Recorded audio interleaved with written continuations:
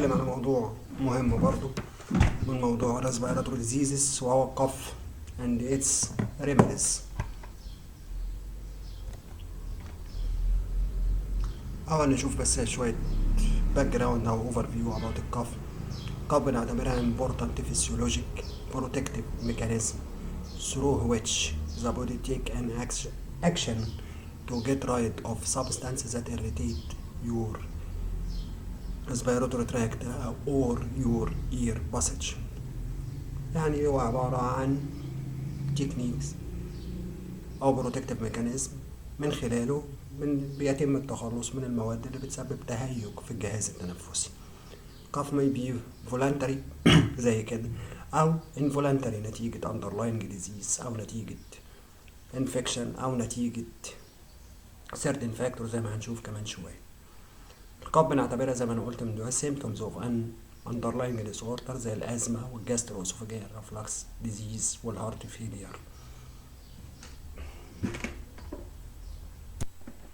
لما نيجي نتكلم عن الميكانيزم اوف قف، فالقف بيتم من خلال القف ريفلكس فور سمبلستي بنقول ليه لما بنيجي نتعرض لإريتنت أو أي حاجة تخلينا نكح، بيحصل هذا الديفنس ميكانيزم to enhance clearance and secretion of this noxious أو particulate matter from the airflow. ازاي؟ تيجي نشم إريتنت أو نبتلع إريتنت يحصل rapid inspiration شهيق، ده يؤدي إلى يؤدي إن الجلوتس يتقفل رابيدلي، فده يزود البريشر داخل البلورة، وبعدين يحصل تمدد للهواء جوه، فده يؤدي إلى فتح الجلوتس بسرعة، وأثناء فتح الجلوتس يخرج الهواء بسرعة معاه أثناء هذا الفتح، فيخرج معاه النوكشيوس سبستانس أو البارتيكوليت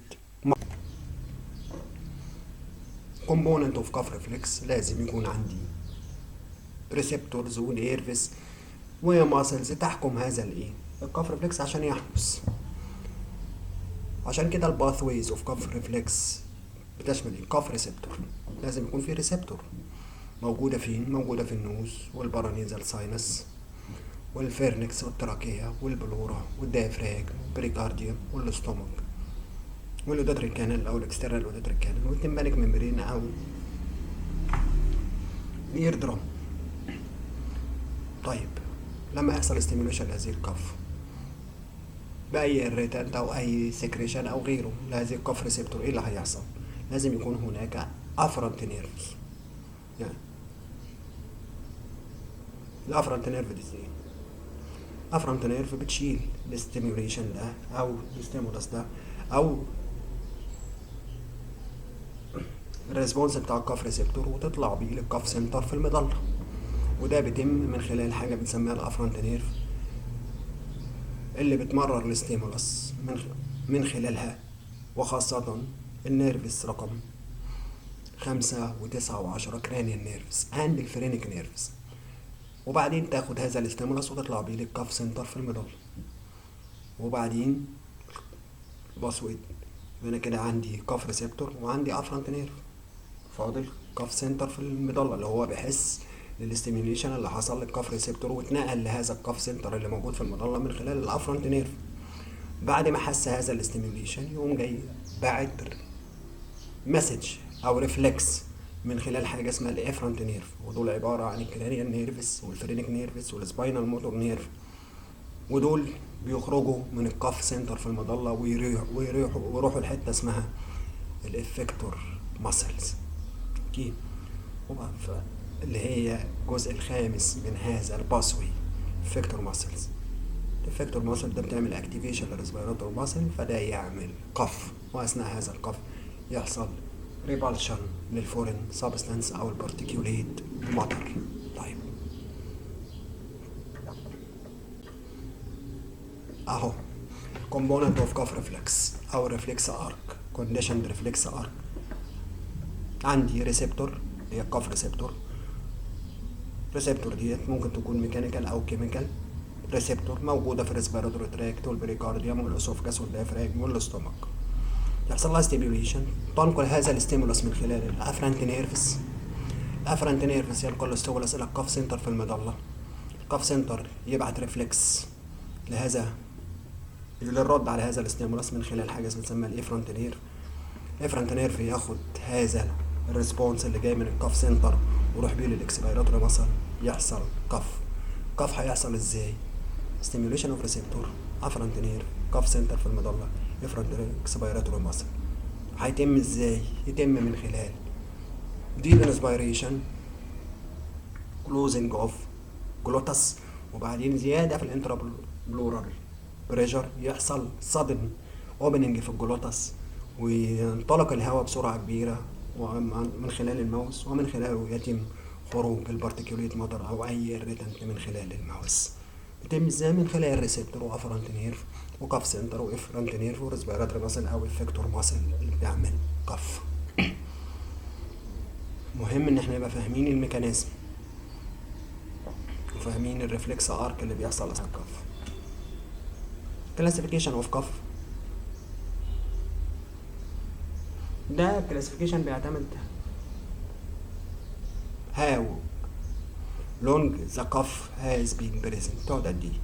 عشان كده بنقسمها اكيوت كف دي تقعد اقل من 3 اسابيع، هناك السب اكيوت كف دي بتقعد من 3 الى 8 اسابيع، وهناك الكورون كف دي بتقعد اكتر من 8 اسابيع.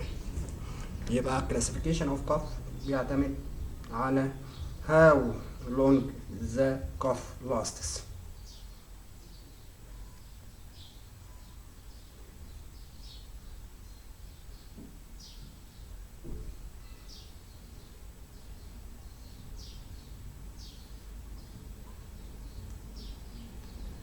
طيب زي ما قلنا في اكيوت كف تستمر اقل من 3 اسابيع، سب اكيوت كف بتقعد من 3 ل 8 ويكس، كرونيك كف ده اكتر من 8 ويكس. نتكلم دلوقتي عن الكوزس اوف كاس. هناك infectious causes، عشان كده بنسمي هذا النوع من الكف infectious كف، زي الفيروس او infection of upper respiratory tract infection زي common cold، sinus infection، otitis media، نيمونيا، الهوبنج كف.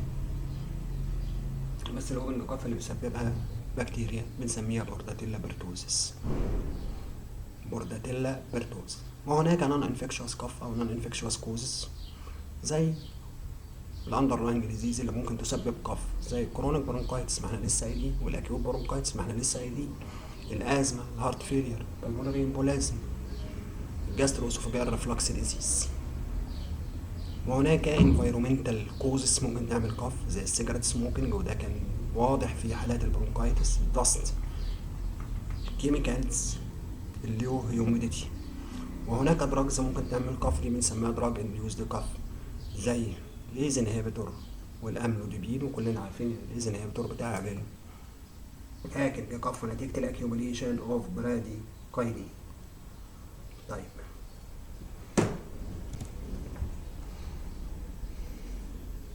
diagnosis of cough بيعتمد على الساين والسيمتومز.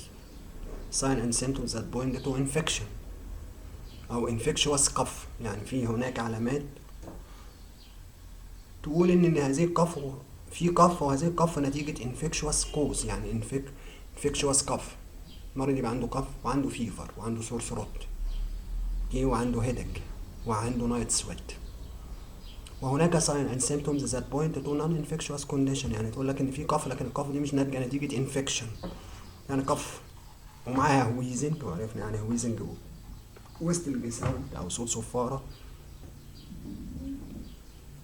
او في كف اللي بيحصل لها worsening when you go to certain location او situation او certain activity، يعني الناس كده كف لما تبقى موجودة في مكان فيه داستس او فيه سيجارت سموك او بتعمل اكسرسايز، او الكف اللي بيحصل لها inhalation بالميديكال بالالرجيك ميديكيشن او الانتي انفلاماتوري ميديكيشن، ودي اللي بتبقى ناتجة عن الازمة او ناتجة عن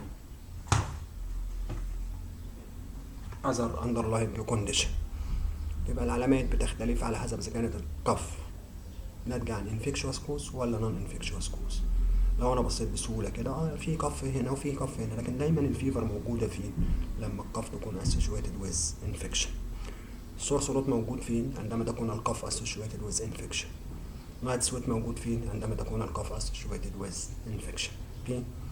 لكن قف with wheezing، قف اللي بيحصل لها worsening في certain location او certain situation، والقف اللي بيحصل لها relief by inhaled medication او anti allergic medication او anti inflammatory medication، دي قف ناتجة عن non infectious cause، ما فيهاش فيفر، ما فيهاش سور ثروت، ما فيهاش نات سويت. ما ننساش الكلام ده.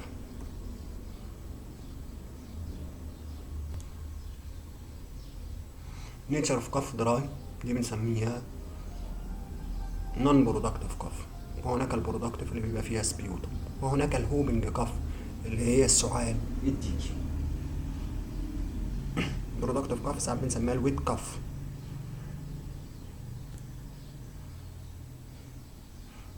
دراي كف فيرسس برودكتيف او ويت كف. دراي كف تبقى بريزيستنت مستمر، bothersome،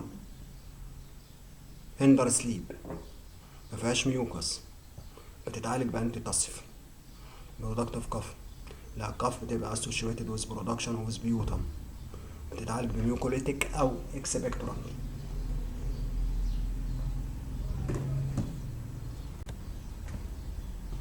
الأول نشوف لما نيجي نشخص الكف، حتى لو احنا واقفين لو احنا في البيت أو احنا في الصيدلية أو احنا في المستشفى وحد بيكح، هسأل المريض هل الكف دي فيه فيفر؟ لو قال لي يس، ده معناه ان انا عندي ريسبيراتوري تراكت انفكشن. لا قال لي ما فيهاش فيفر، ارجع اساله هل انت عندك ضيق نفس او انت ازمتك او بتتعالج من الازمه؟ هيقول لي يس، هقول له لا، لازم تروح لدكتور شيست، دكتور امراض صدريه. قال لي ليه؟ لا انا ما عنديش ازمه وما عنديش فيفر. خلاص هساله بقى على نوع الكف، هل هي برودكتيف؟ يقول له اه فيها بتطلع بلغم، يبقى هعالجه بميوكوليتيك او اكسبكتورال.